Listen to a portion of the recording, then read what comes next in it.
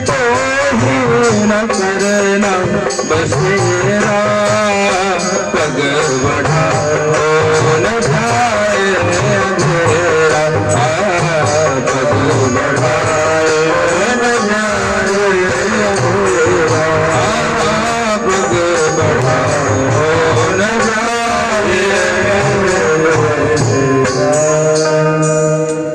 प्रेम नगर बहुत कठिन है, बहुत कठिन है डगर पनघट के भैया। हाँ, तो ये प्रेम ग्रंथ है श्रीमद् भागवत महापुराण, और ऐसे दिव्य कथा को श्रवण करने से जन्म जन्मांतर की व्यथा नष्ट हो जाती है। तो यहाँ पर कथा जो प्रारंभ हुआ, कहते नैमिषारण्य तीर्थ में कथा प्रारंभ हुई। वक्ता कैसे है? तो वक्ता है भैया महामती, जो भगवान की कथा को भली भांति समझा सके। और श्रोता कैसे है भैया? तो कथा अमृत रसा स्वाद कुशल, कथा को सुनने में बड़े कुशल है। श्रोता मानस में क्या कहा? जिनके श्रवण समुद्र समाना, भगवान का की कथा सुनने में श्रोता कैसा होना चाहिए? जिनका श्रवण समुद्र के समान हो। ना? समुद्र के समान मतलब समुद्र में जितने भी सिमट सिमट जल नदी है भरावा, जितने भी नदियों के जल समुद्र में जाते हैं भैया, लेकिन कभी समुद्र भरता नहीं है। ठीक उसी प्रकार आपका हमारा जो कान है वो समुद्र के समान हो, और भगवान की कथा सुनकर कभी तृप्त न हो।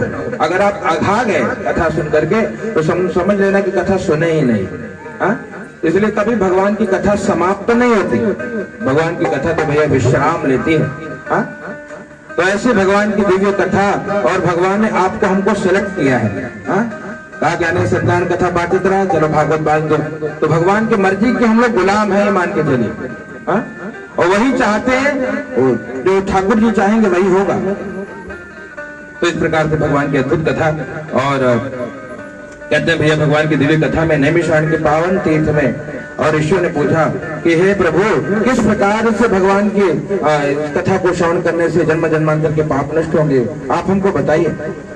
जहाँ मुनियों और सिद्धों का समाज बसता है, ऐसी पावन भूमि में कथा अमृत रसास्वादन में अत्यंत कुशल शौनक जी ने महामती सूत जी से प्रश्न किया।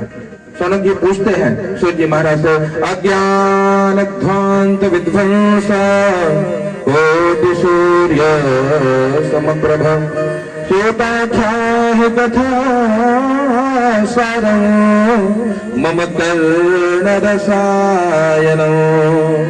शौनक जी ने सर्वप्रथम सूत जी महाराज की प्रशंसा की है और कहा कि हे सूत जी महाराज, आप हमें समस्त कथाओं का सार बताइए।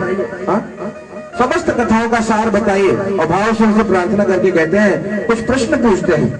ये सूत जी महाराज, विवेकम कथम वर्धते, विवेक की वृद्धि कैसे होती है? विवेक आखिर होता क्या है और बढ़ेगा कैसे? विवेक क्या होता है? कहा भैया, जो सही और गलत की पहचान करने वाली हमारी निश्चयात्मिका बुद्धि है, उसी को विवेक कहते हैं। और विवेक बढ़ेगा कैसे? मतलब हम सही गलत की पहचान कैसे कर पाए। और कहा वैष्णव जन जो है माया मोह से बचते कैसे है? क्यों? क्योंकि माया महा ठगिनी में जानी, माया ने किसी को नहीं छोड़ा भैया। संत इसलिए बार बार कहते हैं कि भगवान हमको अपनी माया से बचाइए।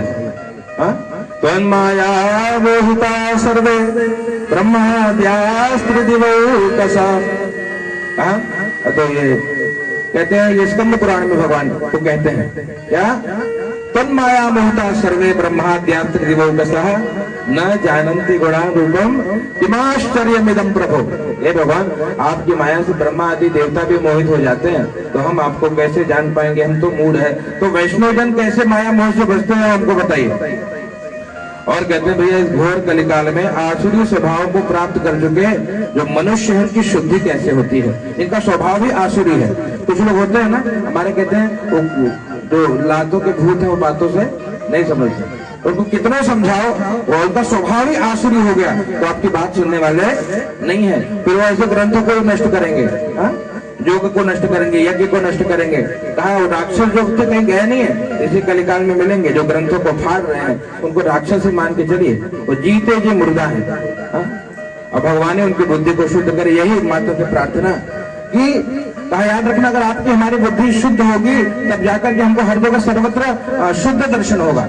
जिसकी जैसी मति होती है उसकी वैसी गति होती है, जैसी दृष्टि होती है उसकी वैसी सृष्टि होती है। हमारी आपकी दृष्टि शुद्ध होती है भगवान की कथा से, इसलिए इस कथा में प्रवेश करके